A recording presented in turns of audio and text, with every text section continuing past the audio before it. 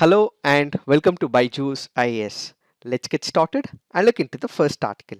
The first article says Supreme Court with people to protect civil liberties, says Chief Justice of India Ramana. The article here speaks about two issues. One is about civil liberties, the other is the alternative dispute resolution. Let us try and understand what are these issues all about.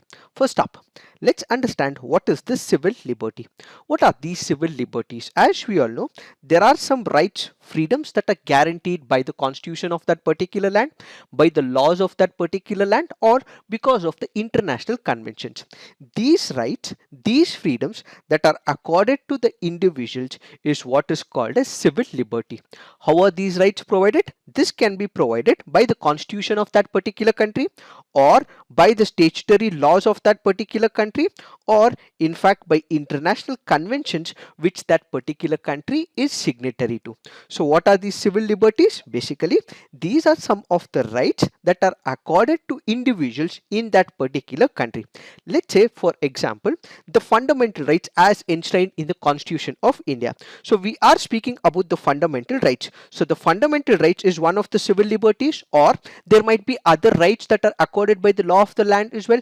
This can be the right of the property, which is a constitutional law, as well as the statutory law, and there can be international conventions as well.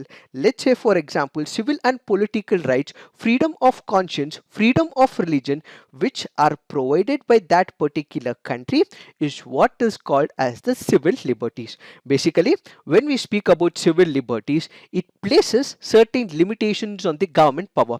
It prevents the government from capturing power illegally, and also prevents the government to act in a tyrannical manner.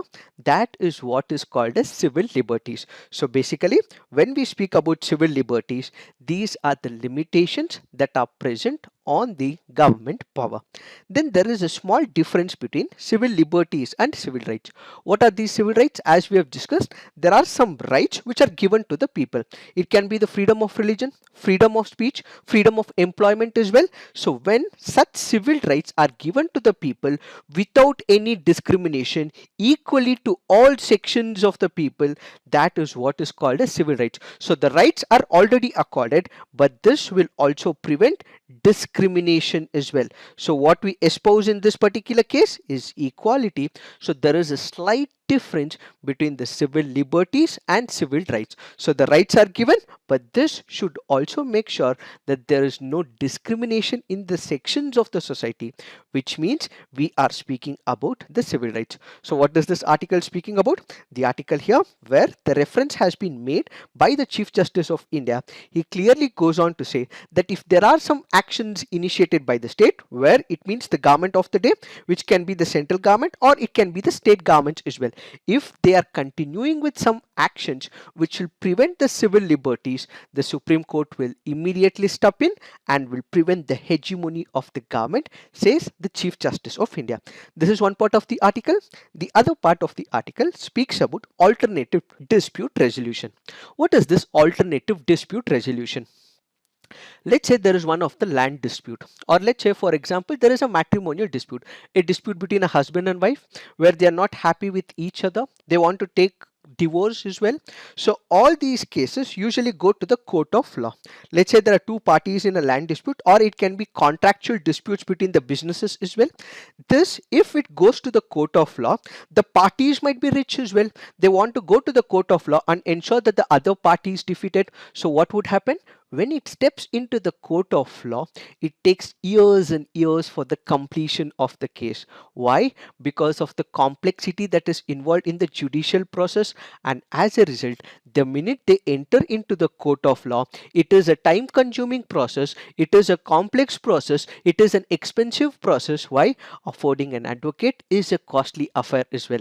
Since it is time consuming, since it is expensive, since it is complex in itself, an alternative to the dispute is what is called as alternative dispute resolution. So instead of going to the court of law, we have another avenue, we have another platform, we have another channel where this particular dispute can be resolved.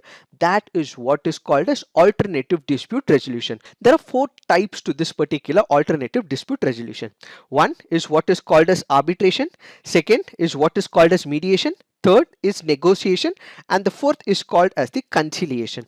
What exactly happens in the arbitration? So here people do not go to the court of law. Instead, what they go through is the process of arbitration. What happens in an arbitration? Like in every case, there are two parties, party A and party B. These two parties, they can come up with one arbitrator where they select on a mutual basis, or both of them can have individual arbitrators. So there'll be two arbitrators, and these two arbitrators of both the parties will ultimately select a third arbitrator as well. This depends on the parties which are in dispute. So there can be one single arbitrator as decided by these two parties, or there will be two arbitrators, one representing party A, the other representing party B. These two arbitrators come together and they select one neutral arbitrator. So all these people, that is a bench, that is 1, 2, 3 arbitrators, or it can be a single arbitrator. What do? They look into this particular dispute. They will understand what are the nuances of this particular case, see where the evidences are, and ultimately pass a judgment. So this particular judgment is equivalent to that of the court of law, and it is binding on the parties as well. So what we have is, in arbitration, it is binding on the parties to accept this particular order passed by the arbitration authority. So when it comes to the alternative dispute resolution, one of the platforms that we have chosen is the arbitration, where business issues or contractual issues or sorting out issues between the business partners ultimately lands up in an arbitration, where you would have the arbitrator who will pass an order, and this order is binding. The second example that we have to pick up is the mediation. What happens in the mediation? Let's say, for example, we take the example of a divorce case. What happens? The husband and the wife are not happy with each other, so they want to break away, so they want to end their relationship, so they go to the court of law. So the court of law will ask them to approach the mediation center. So in this mediation center, again you will have the mediator. So you will have the husband on one side, you will also have the wife on the other side. So the mediator in the center will ensure that these differences are sorted out. These differences that is present between the husband and the wife are sorted out by the mediator. So in a mediation center, what happens? You have the mediator, you would have the parties. Most of the cases, let's say in case of divorce, it goes to the court of law. The court of law refers it to the mediation center, and they try to reduce the friction. And if it works out, well and good, or else the husband and wife can decide upon the future course of action. When it comes to the mediation or the negotiation or the conciliation, it is not binding on the parties. So kindly remember, when it comes to the arbitration, it is binding, but when it comes to the mediation, it may not be binding as well. So this is left to the parties. They can stick to it, but it is not binding on the parties. They may accept it, but they may also reject it as well. The third concept of alternative dispute resolution happens to be negotiation. Before we understand what this concept of negotiation is, let me give you a plain idea about what is the difference between agreement and contract. What is a contract? A contract is an obligation between two parties, where the two parties have the print of law. The law has come into picture, but when it comes to the agreement, these are just promises that are made. What is the difference? Let me give you in simple of ways. Let's say, for example, you have your parents. Your parents would have promised you that they'll buy you a bike or a car if you stand the topper for the entire state. So that is a promise. That is an agreement where there is no print of law on it. So an agreement is just a plain promise made between two parties. But a contract is where the two parties have entered into a deed, where they have signed in front of some authority, where they have ensured that there is signing as per the contractual agreement. So a contract is where there will be a stamp of law, but an agreement is just plain promise. So this is in terms of law. Why am I discussing this? That is because, let's say for example, you have entered into an agreement with one of the parties, where the party is the owner of the property. So this party would have told you that he would want to sell this particular property, let's say for about 1 crore. So what do? You sell all your other assets, you also take loan as well, and immediately you make sure that you provide this particular money to the owner of this particular property. But as time passes by, he realizes that this particular value of the property has increased. Why? Because there is a highway that is passing through just by the property. So what does the owner do? The owner immediately spikes up the rate of this particular property. He says that he is not ready to sell this particular property for 1 crore, but instead he wants to sell it for 3 crores. But you're not happy with it. Why? Because the rate is spiked up. That is where you enter into a negotiation. So in this negotiation, there is a negotiator as well. So on one side, you would be saying that you would only want to pay about 1 crore. Why? Because you guys have entered into an agreement. On the other side, there is the owner who says that since the right of the property has increased, he is spiking the property value to 3 crores. So there is disturbance. Both of you have the same objective. One wants to sell the particular property, the other also wants to buy the particular property, but there is issue between how the prices have to be sorted out. In such a case, what you can go through is the negotiation, where you would have the negotiator who will sort out all the differences when it comes to this particular issue. That is what is negotiation. Finally, what we will have is the conciliation. A conciliation is a similar process where it acts as an alternative dispute resolution amongst the parties. So when we picture the alternative dispute resolution, what are we doing? We are preventing the cases to go into the court of law. More the cases to the court of law, more will be the time taken, more will be the pendency, and there is spiking up of the cases that happens to the court of law.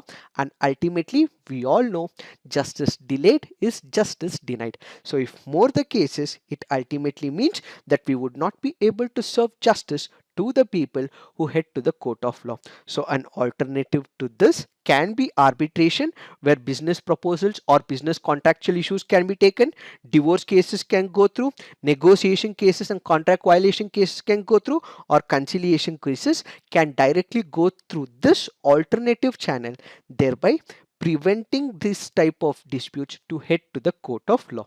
So what are the advantages of arbitration? When it comes to the advantages of arbitration, what is the major advantage is the privacy. When it comes to the normal court of law, what you would have is public viewing, but when it comes to the arbitration, mediation or negotiation, privacy is intact. Only the parties who are party to this particular case, they will know about it. So there is privacy which is kept intact in a private meeting.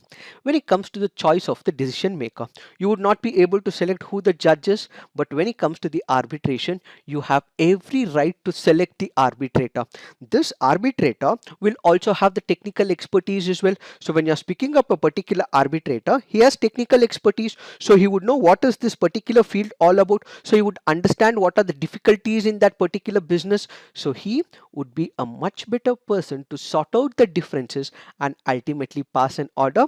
But when it comes to the judicial orders passed, that person will also have, but the amount or gravity or magnitude of the expertise when it comes to the arbitrator is quite more. When it comes to the convenience, the hearings can also be arranged at times and places to suit all as well.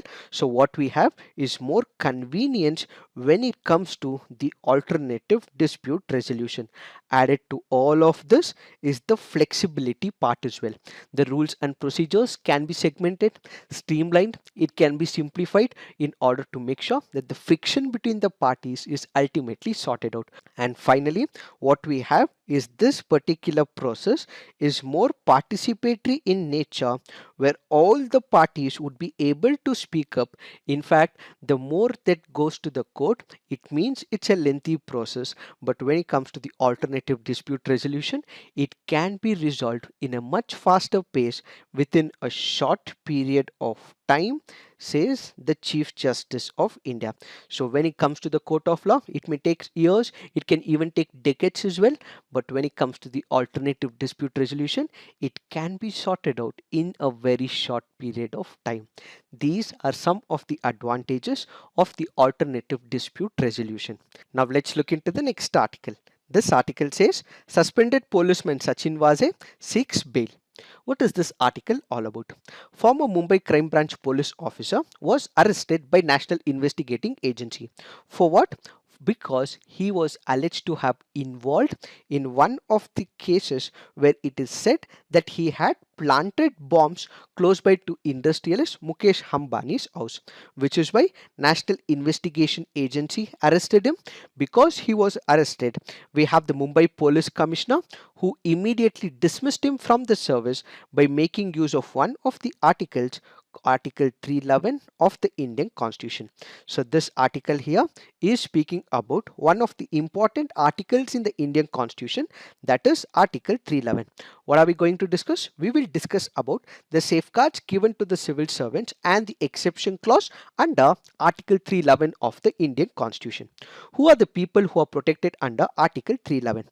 We have the civil service of the union, which means those civil servants who are playing a major part in the central government, all India service officers, civil service officers of the state government, and those who hold a civil post under the union or a state, which means that all those people who are working for the civil position in the state governments or the central government will come under the safeguards under Article 311. Basically, this goes on to say that those officers who are employed in the defense, such people will not come under the protection of 311, but this will also include the officers or the police personnel as well.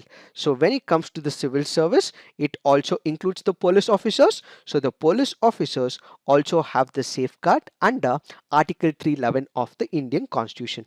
What does Article 311 say? Let's say there is one of the appointing authority. It can be the president. So if there is an appointing authority, such an authority who is appointing another officer to the civil post, so this particular person who is working in the civil post can only be removed by the appointing authority, or this person cannot be dismissed by a person who is subordinate to this particular designation. So if it is the president who is appointing that particular person to the civil post, only the president would be able to remove him. If it is the governor, only the governor would be able to remove him, or this particular person can be removed by a such an authority who has been designated by that appointing authority. So anyone subordinate to this particular designation cannot remove such a person from this civil post, says Article 311 of 1. Now let's look into Article 311 of 2. No such person as aforesaid shall be dismissed or removed or reduced in rank except after an inquiry in which he has been informed of the charges against him and given a reasonable opportunity of being heard in respect of those charges. What does this mean? We have the safeguard that we have just discussed according to Article 311 of 1. Then there is Article 311 of 2, which says that if such a person has to be removed, there has to be an inquiry. Inquiry of what? There will be an inquiry officer who will be appointed by the state government or by the central government.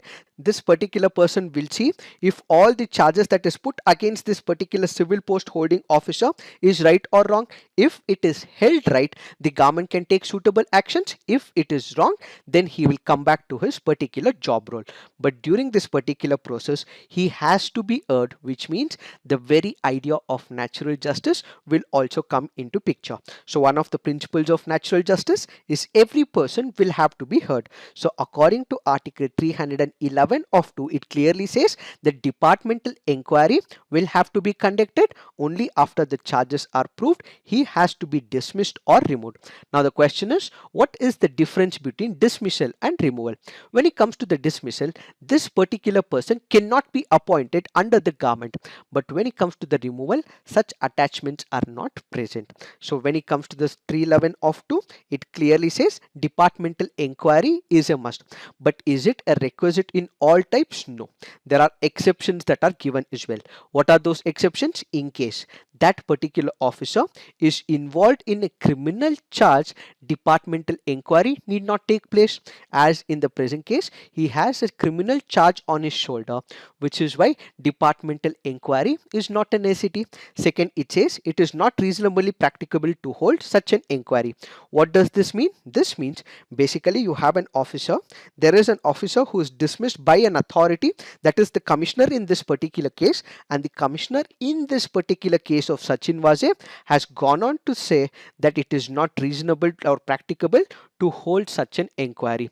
Such a passing of the comment should be given in writing, and they need not have to reveal all these details to the accused as well.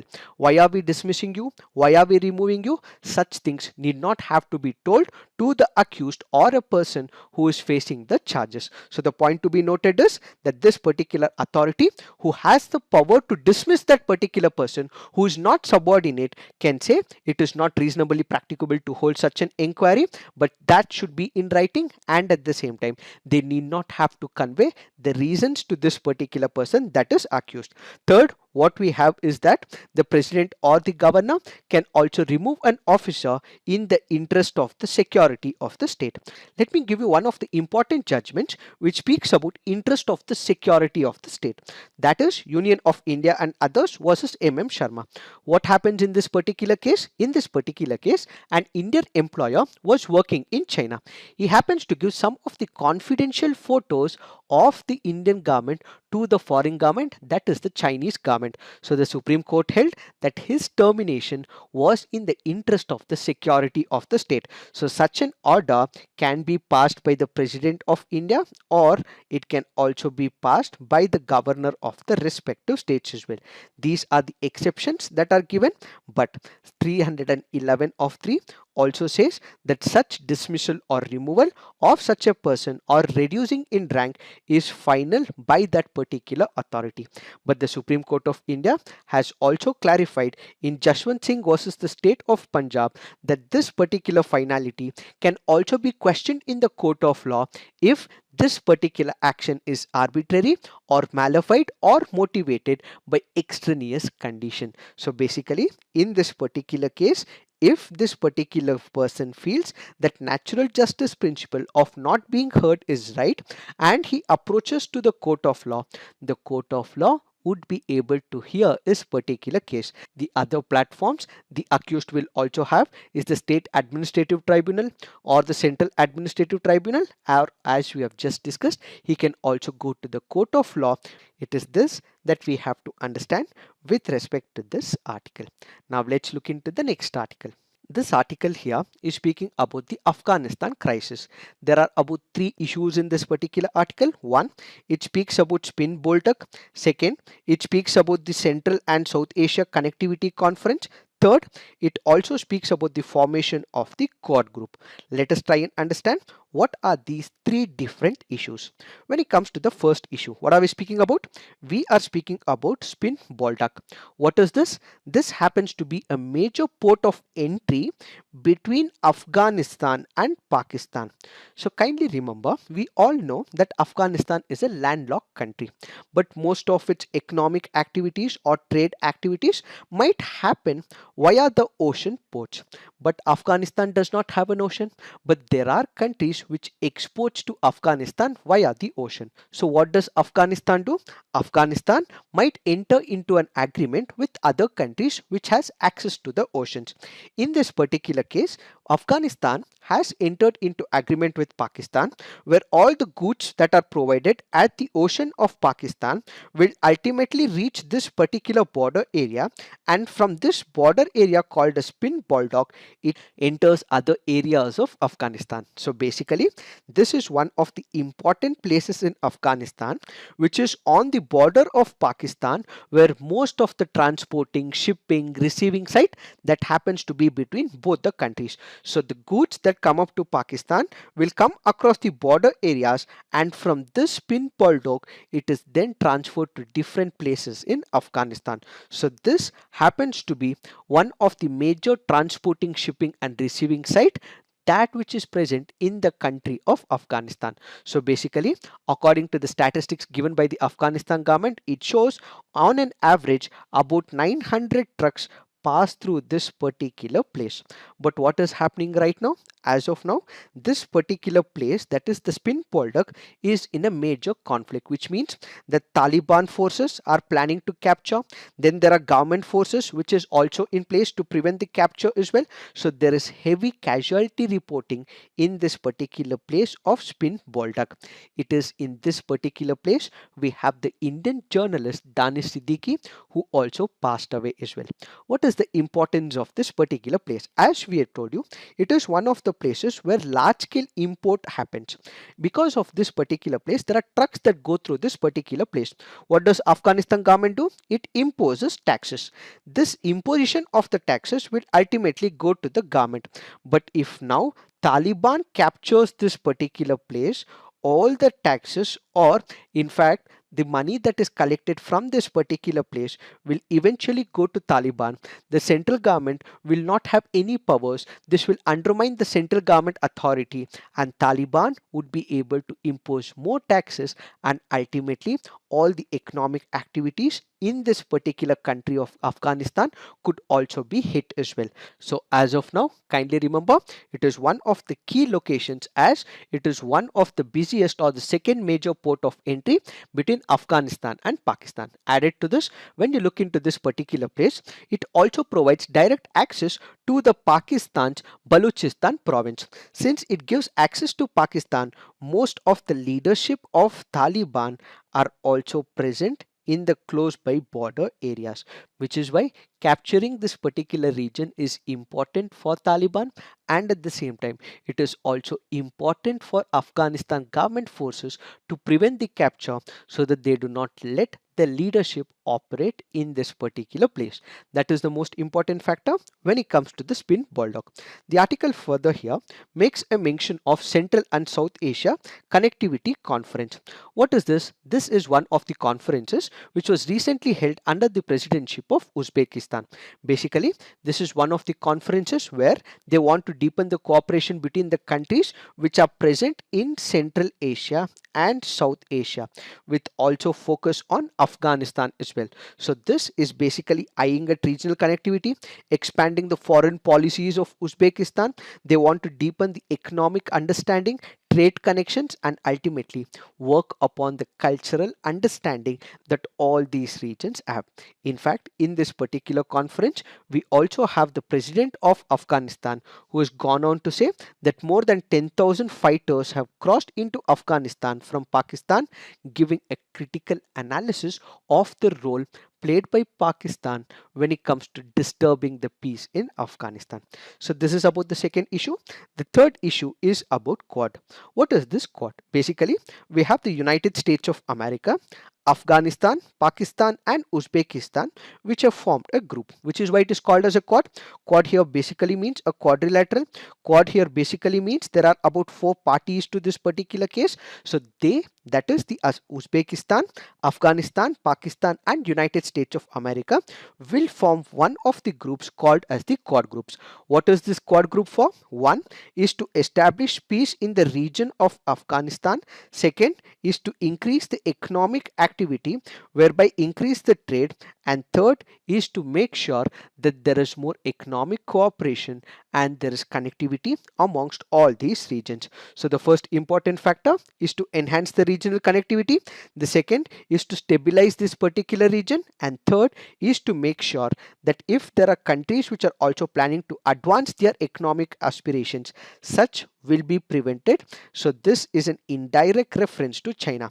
As of now, China is expanding on the Belt and Road Initiative. If United States of America has control in this particular place via making use of this Quad group to a limited extent, it would be able to prevent Chinese capture in Afghanistan and in and around, is what is the intention of this Quad group. Now the question is, United States of America is thinking of making sure that there is peace in Afghanistan. But why has it not joined hands with Turkmenistan? Why has it not joined hands with Tajikistan, which are also border areas with Afghanistan? Why has it only partnered with Uzbekistan? That is because there are reasons to it. First, let's take the example of Turkmenistan. Why Turkmenistan is not present in this particular grouping where it could have been expanded?